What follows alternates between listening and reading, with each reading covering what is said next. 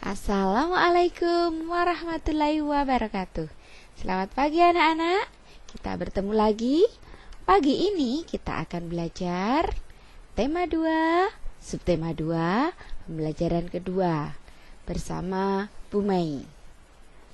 Sebelumnya jangan lupa like, share, and subscribe video ini. Terima kasih. Kita akan belajar tema 2, udara bersih bagi kesehatan. Subtema 2, pentingnya udara bersih bagi pernafasan. Sudah siap anak-anak? Tujuan pembelajaran pagi hari ini, dengan membaca teks, siswa mampu menyebutkan informasi terkait dengan pertanyaan apa, siapa, bagaimana, dan mengapa dengan baik. Dengan mencermati teks bacaan yang disajikan, siswa mampu menemukan informasi tentang berbagai penyakit yang berhubungan dengan organ pernapasan manusia dengan baik.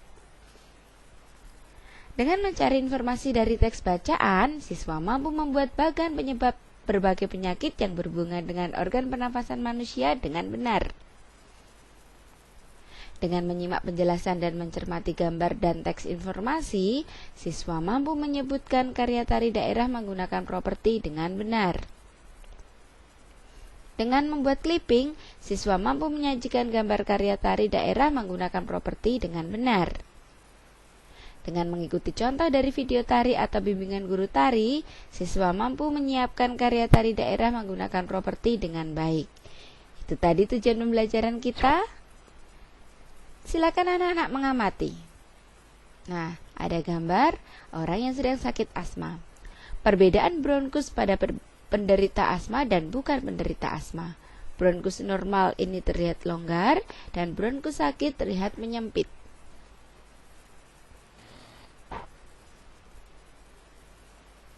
Pagi itu udara terasa dingin. Di sebelah rumah Edo tinggal kakek Husin. Kakek Husin mengidap penyakit asma. Saat udara dingin, kakek Husin akan merasa kesulitan bernapas. Kakek Husin biasanya akan segera menyemprotkan obat di dalam botol spray.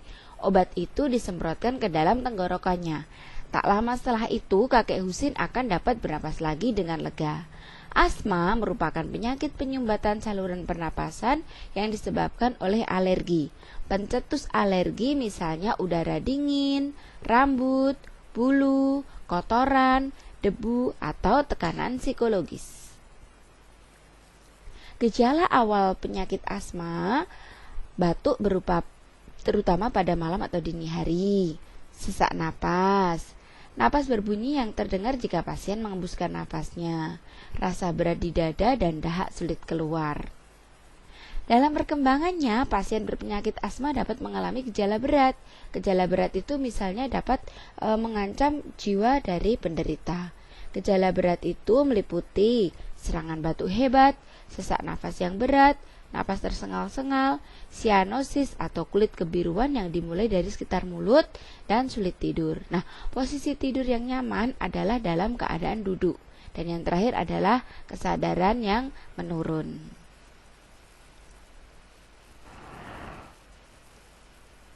Nah, setelah kita mengetahui materi itu, anak-anak bisa mencoba menjawab pertanyaan ini tentang apa penyebab penyakit asma, sampai adakah anggota keluargamu atau orang di sekitarmu yang menderita asma.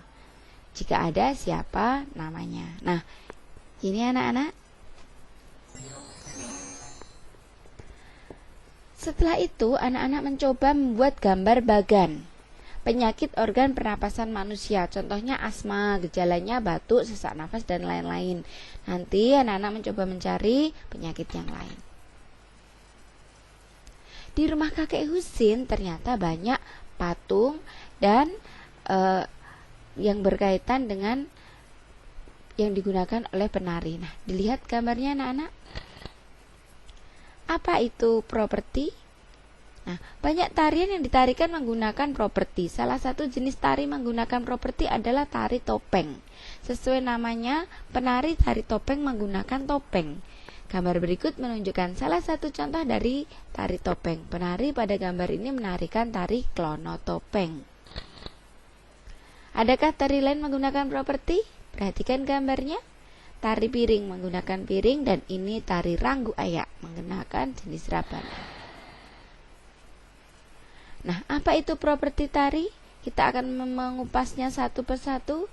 Pengertian properti, benda yang digunakan sebagai properti, dasar pemilihan properti, dan fungsi properti.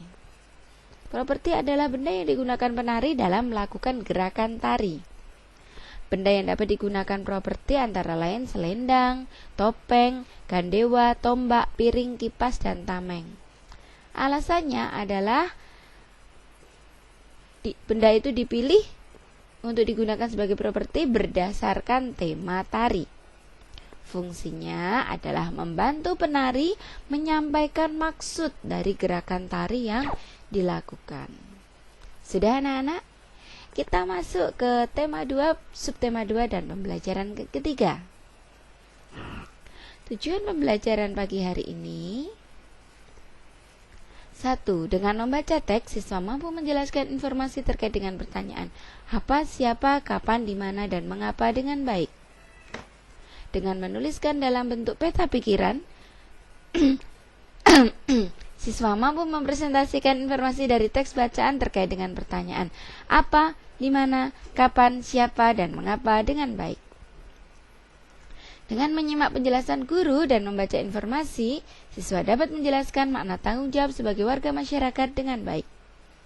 Dengan mengamati pelaksanaan pengambilan keputusan dalam pemilihan ketua RT, ketua RW, atau kepala desa, siswa dapat melihat wujud tanggung jawab sebagai warga masyarakat dengan baik.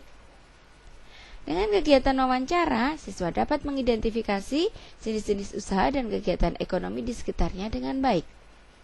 Dengan menggunakan hasil dari kegiatan wawancara, siswa mampu membuat satu produk unggulan dari daerah setempat yang merepresentasikan jenis-jenis usaha dan kegiatan ekonomi masyarakat setempat dengan baik.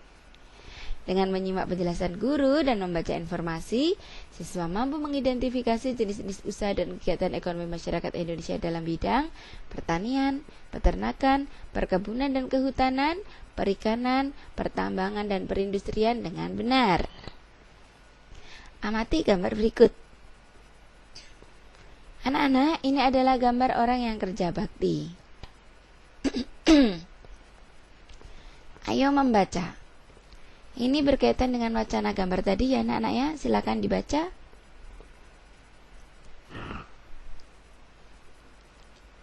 Nah, setelah membaca, anak-anak bisa latihan untuk mengerjakan tugas yang berkaitan dengan pertanyaan. Kapan, di mana, mengapa, siapa, apa, bagaimana, dan mengapa. Sudah anak-anak? Nah, di dalam kerja bakti ada hak dan kewajiban sebagai warga masyarakat. Kita simak. Hak, kewajiban, dan tanggung jawab merupakan 3 hal yang berbeda, tetapi saling berkaitan satu sama lain dan tidak bisa dipisahkan. Hak dan kewajiban bersifat kodrati, yakni melekat bersama kelahiran manusia. Hak dan kewajiban tersebut harus dilaksanakan secara bertanggung jawab oleh pihak yang bersangkutan. Orang yang tidak melaksanakan hak dan kewajibannya dapat dikatakan sebagai orang yang tidak bertanggung jawab. Bagaimanakah perbedaan antara hak, kewajiban, dan tanggung jawab? Pahamilah uraian berikut. Nah, hak sebagai warga masyarakat. Hak berarti sesuatu yang mutlak menjadi milik seseorang dan penggunaannya tergantung kepada orang yang bersangkutan. Bentuk-bentuk hak masyarakat misalnya mendapatkan perlindungan hukum, seterusnya sampai mengembangkan kebudayaan daerah. Kewajiban warga masyarakat. Kewajiban berarti sesuatu yang harus dilaksanakan dengan penuh tanggung jawab. Contoh kewajiban masyarakat: mematuhi aturan atau norma yang berlaku dalam masyarakat sampai menjaga kebersihan lingkungan tempat tinggal. Sudah anak-anak? Nah, jenis-jenis usaha ekonomi yang dikelola sendiri maupun kelompok. Nah, dalam gambar tadi kerja bakti ada juga orang yang berjualan. Nah, di sini jenis ekonomi yang dikelola sendiri contohnya usaha pertanian, perdagangan, jasa, industri kecil.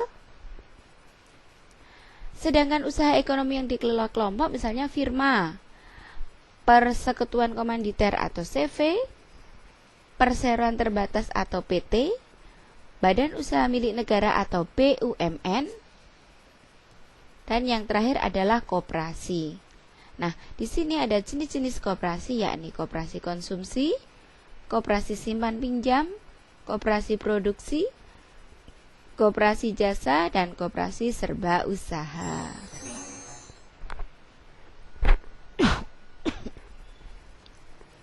Sudah anak-anak, sekarang tugas lengkapilah bagan berikut. Nanti kerjakan di buku tulismu.